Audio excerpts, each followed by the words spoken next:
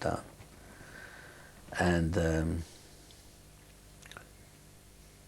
every suit and every piece of clothing was turned inside out and either washed and ironed or dusted and turned out in every way.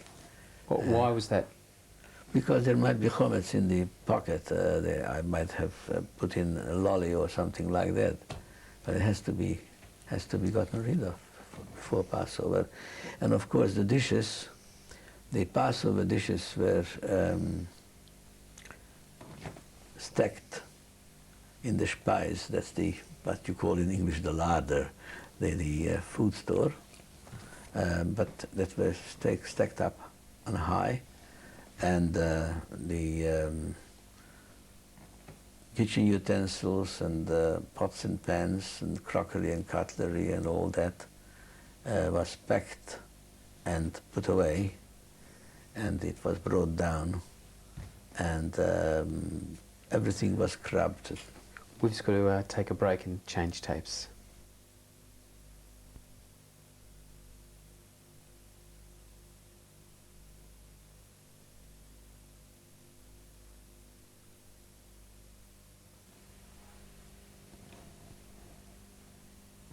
Interview with Rabbi Michael Mandel. This is tape 3. Rabbi, you were telling me about the preparations at home for Passover. Please go on. Well, as I said, everything had to be removed from the cupboards and from wherever they were stored, and all chametz, all leaven or leaven mixtures, etc., had to be cleaned out. The clothing, the books were opened in order, prayer books that were used at the table perhaps, even if it was not used during the Passover, the same that was used the rest of the year, it still had to be cleaned of any morsel or anything that might have been there.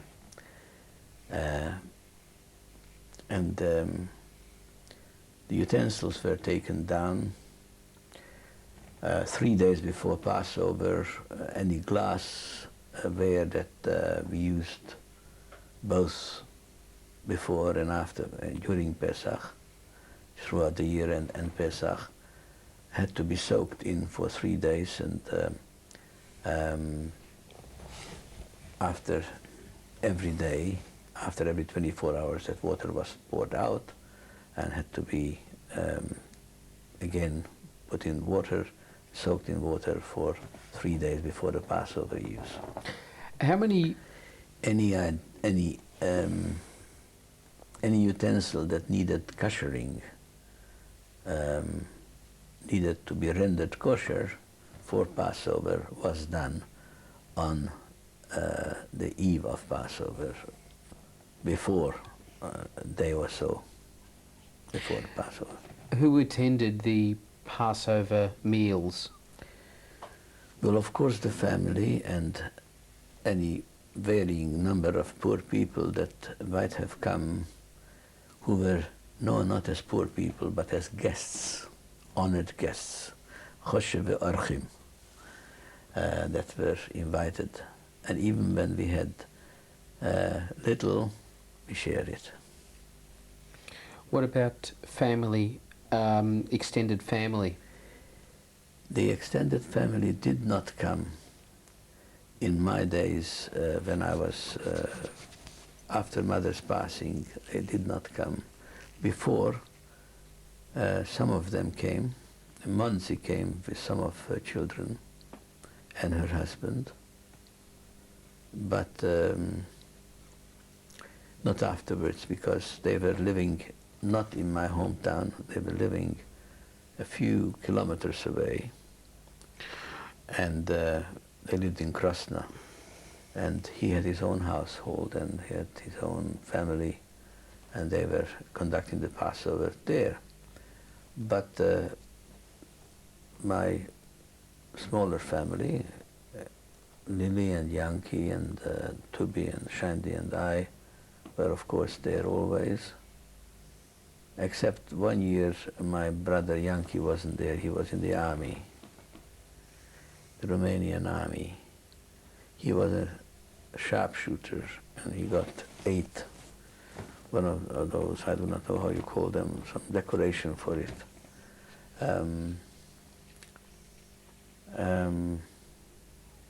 Little balls on the ribbon. And on Passover time, we had, as I say, from the guests that came along, they were sharing our meals. That's it. Most people really tried hard to have a Passover meal of their own, even if they were poor people. But some people who were like widowed men and widowers and widows were from time to time invited, just the same. Who said the Manishtana? Well, I said the Manishtana, and before me it was my sister Shandi who said the Manishtana. For 5 years, Shandi was the favorite because she was the youngest. But when I came along, I was a rival. So she did resent it a little bit. But the only difference was made that instead of having just one child on my father's lap, he had 2 children on my father's lap. Speaking of your extended family, how large was it? Well, my sister Muncie had 8 children, and Yankee had a child, but that was in 1944. The child was actually born in the ghetto, which was in the brick kiln, the brick factory that there was at the edge of the town. And the child was circumcised there, but he was about 3.5 weeks old, or perhaps less, something like that, 3 weeks old, when he was taken to Auschwitz. I never saw that child. That's the one child I didn't see. And what they did to him, I know that my sister doesn't know about it to this day. I never told her, but I was told by my hometown people who have returned. It's too horrible to relate. But the child was killed, so was my sister-in-law, so was my brother in Auschwitz. And before Auschwitz, before they were put into cattle wagons on Erev Shavuot, 1944,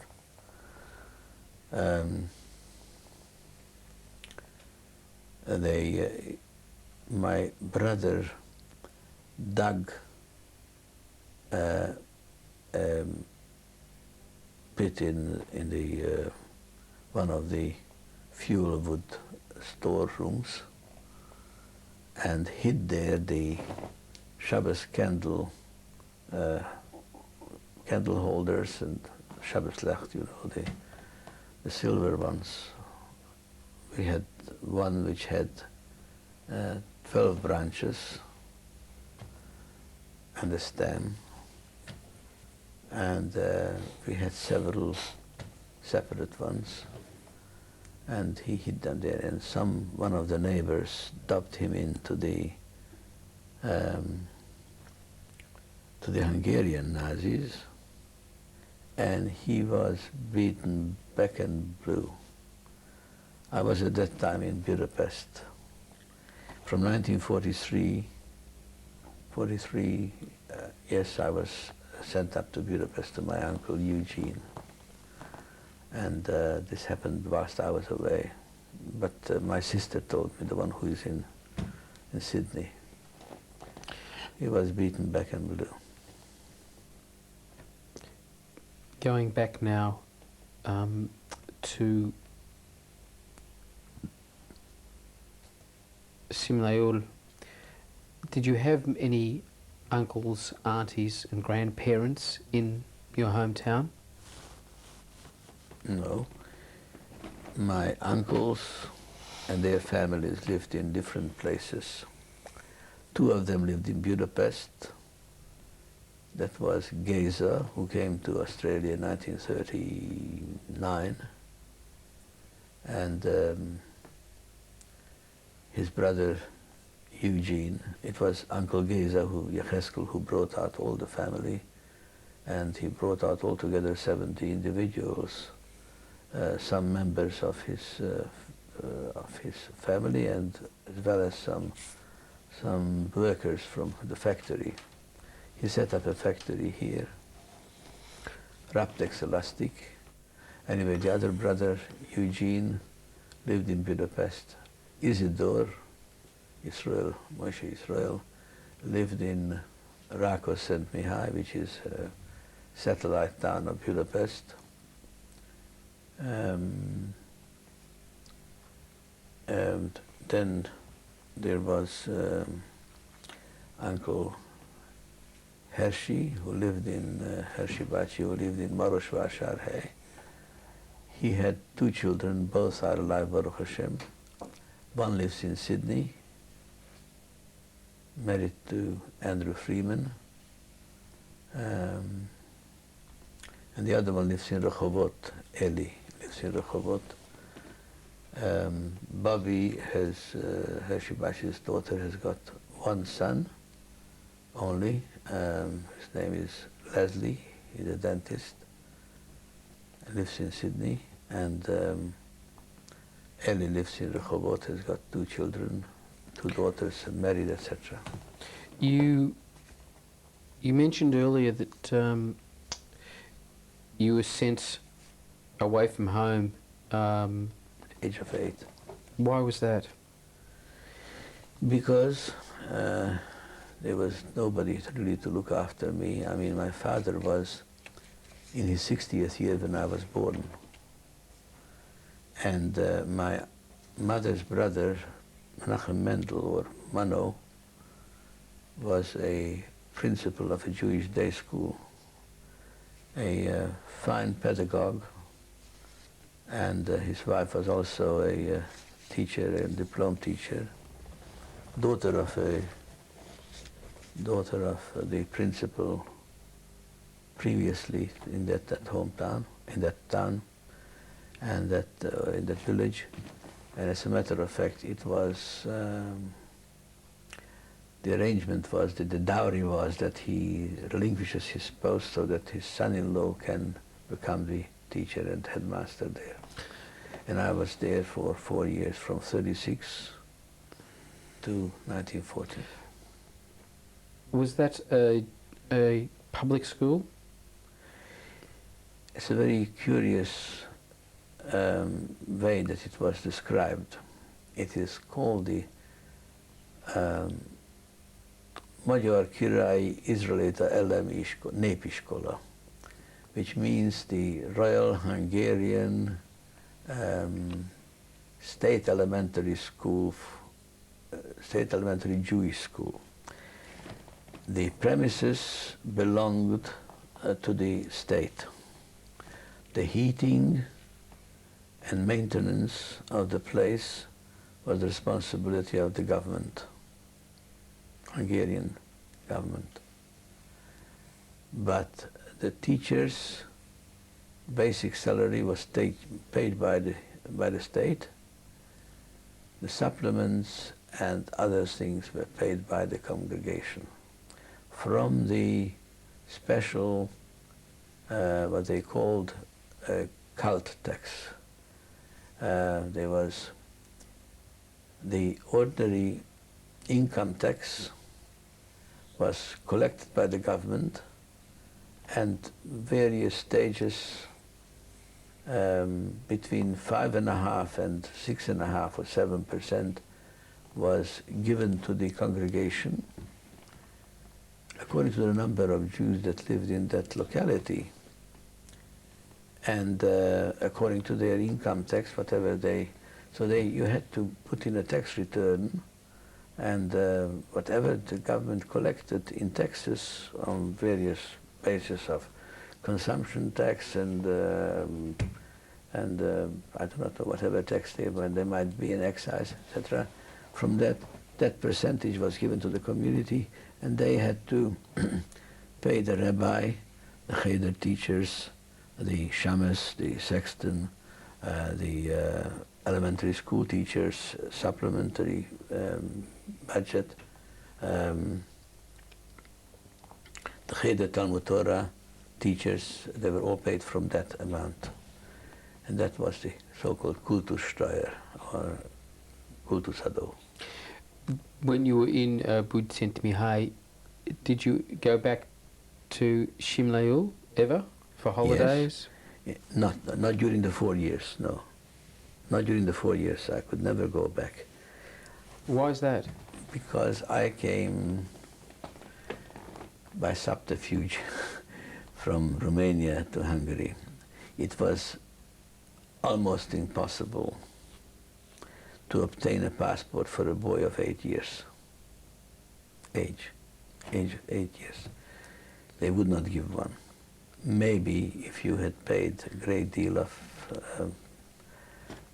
graft, it might have been, but my father did not do that.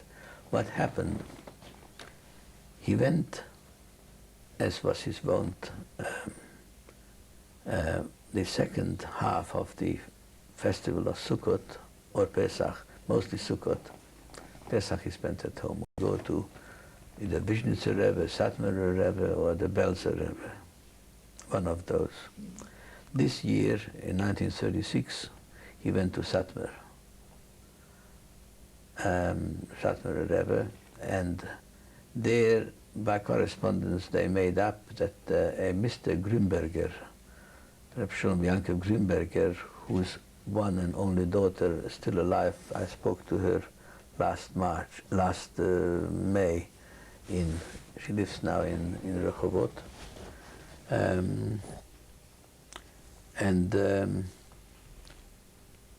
He had a son who was already 12 and a half, I think, or 13 even. 13 probably got after the Bar Mitzvah. He took his son to, his name was Grünberger Tivadar, the son's name was Tivadar. And in the Yiddish his name was Toivia. The passport of Shalom Yankov Grünberger had on it at the bottom, and accompanied by his son, Grünberger Tivadar. So suddenly, overnight, I became Grünberger Tivadar.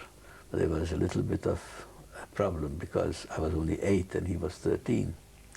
But fortunately, the age wasn't mentioned there. The name was. So then I went to Satmar, which is not very far from my hometown, with my father on Chol HaMoed Sukkot, 1936. Sholem Yankov Grünberger, at the end of the festival, after Simchas Torah, the day after Simchas Torah, he took charge of me and he took me back to his hometown. You would not believe it, my uncle, Mano, and Mr. Grünberger, Sholem Yankov Grünberger, a very, very great Talmud Chochem, and had a sort of a private college type of thing for post-bar mitzvah, nearing 18, 19 years old. Youngsters were there, 16, 17, 18, 19. And he took me, they lived next door to one another. In other words, fence separated Sholem Yankov Grünberger and Manovaci's home. And he took me, and at the border, when we crossed the border, the Hungarian gendarme came up aboard on the train and asked for passports and asked for my name, and there was no problem regarding language because my mother tongue was Hungarian. I spoke better Hungarian than the gendarme, who were very primitive and very, very uneducated people. But they asked me who I am, and I told them my name, Grünberger Tivadar, and I said a few words that pleased them very highly, and we could pass. So that's how I came back. But to go back during that time to Romania, no passport, not Hungarian, not Romanian passport, I couldn't go. How were those 4 years in Bud St. Mihai? Well, I stayed with my uncle, who was, as I told you, principal or headmaster of the school. He had, which was made up of 6 grades, elementary school.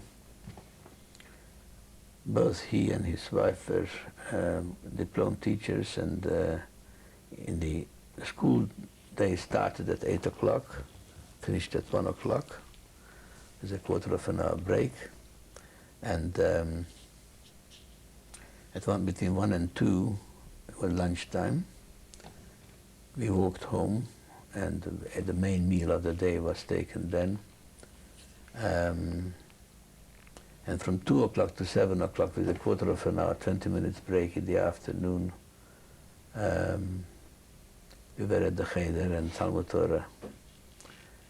And that's when, coming out of the Cheder and Talmud Torah, especially winter time, when the nights were rather early, you know, coming in at about 4:30, 5 o'clock. When we were let go home at 7 o'clock, we were beaten up so many times, blood running from my forehead many times. Who beat you up? Young Larrikins, 3-4 years older than myself, or more. Why were you? Do you know why you were beaten up? Was there any reason? Jews. Yeah. What was that? With a Jido, that means stinking Jew. And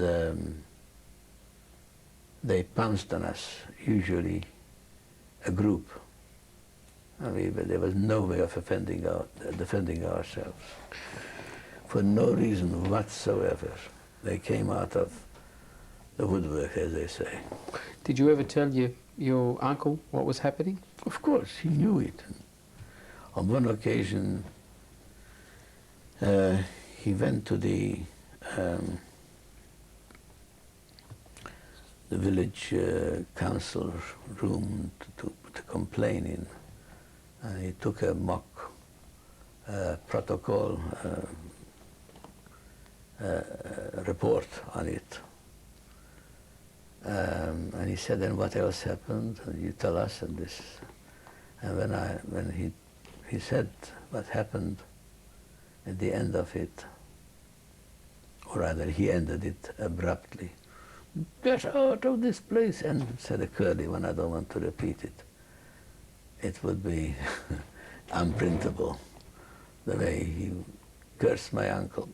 My uncle, before that time, was a very well-respected principal of a day school, and even the Christian schools like both the Protestant school and which was the bigger one, and the Catholic school teachers, and they were all very friendly. I remember the name of one of them. Mr. Orban was his name, Orban. And Orban had such respect for my uncle. He visited my uncle, and my uncle was invited to his place too. Highly intellectual, very fine person. Was he Jewish? No. He was a Protestant school headmaster, Orban. Him I do remember. He had tremendous respect. And the rest of the people it was a big village, 14,000 people lived there. We called it a village, but actually it was much bigger than a hamlet or a town here in Australia. And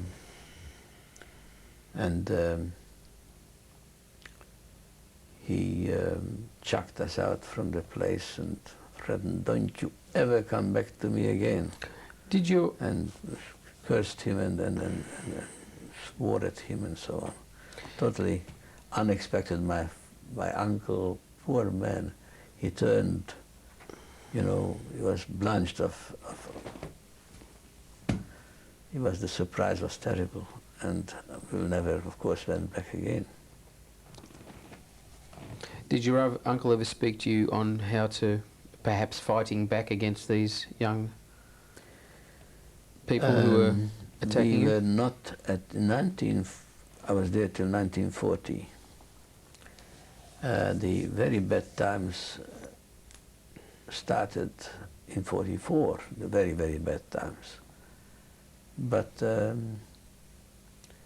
in 1939 or 38 already, the Hungarian fascists, the Hungarian Nazis called the Arrow-Cross Party, Nyilas Keresztes Párt, they were very active and very highly organized, and many a times they broke the windows of Jewish homes and Jewish grocery stores and all the other places.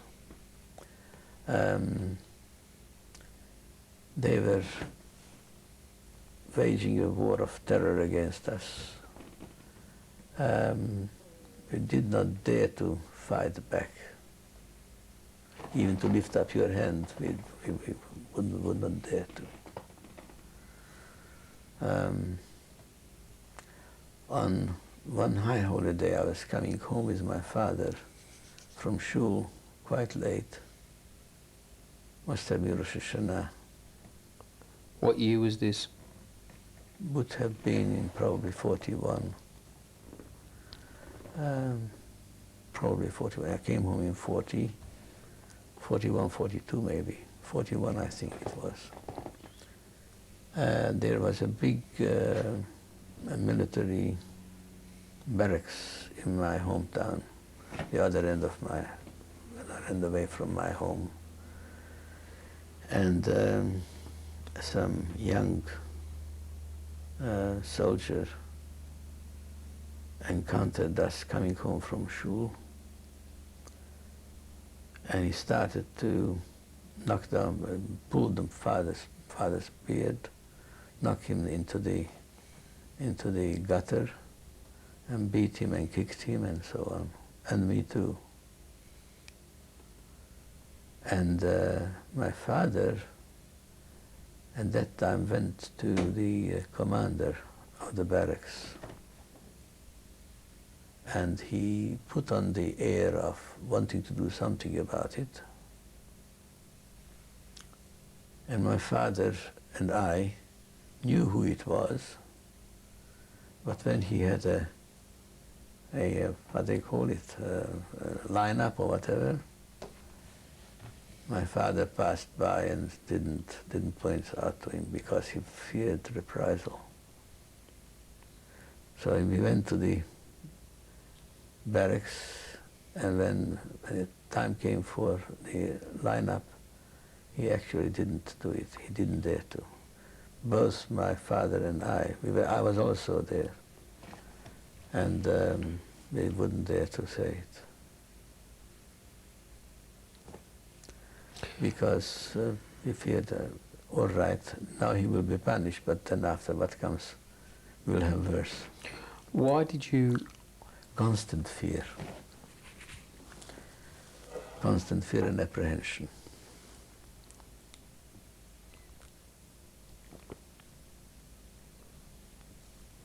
Pardon me. Why did you leave Bud Sent Me High? I had to go home to prepare for Bar Mitzvah at home. How did you cross the border this time? By that time, meanwhile, the Hungarians marched in 1940 to that part of Transylvania where I was born. So it was under Hungarian